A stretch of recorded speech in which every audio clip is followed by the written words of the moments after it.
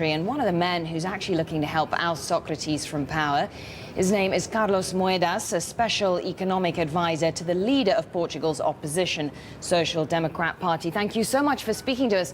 So tell me, what's your problem with the deficit cutting plan? No, so let me get a little bit back. We, as the opposition party, we have helped these party and this government, and we have given them all the tools to do the right things.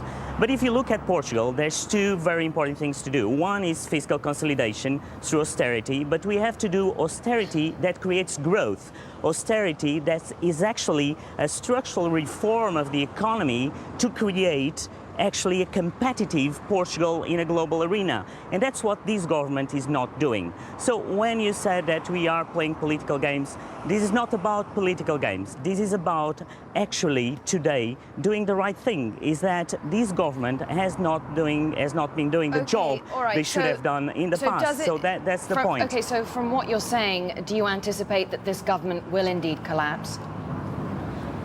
Look, it's very difficult for me. I think something's going to happen today because I think these resolutions from the opposition will pass. And that's a decision that the Prime Minister will have to take if he wants to resign or not, because the vote is not binding. So he can definitely say to the country that he will stay.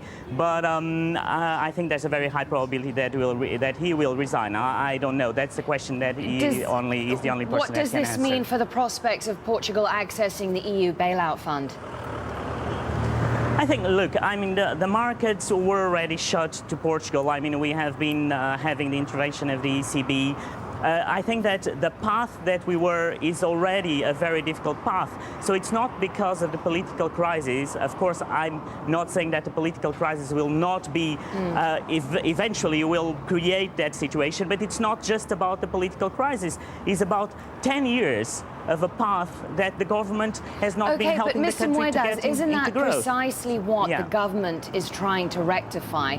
They're trying to restore their credibility in the markets. They're trying to implement some of the deepest spending cuts the country has ever seen.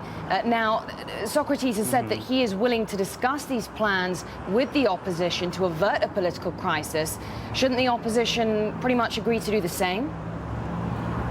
Look, we have done the same in March 2010, in June, for the budget, and here we are. We are worse off than we were 1 year ago because we actually have been negotiating all along and we have been helping.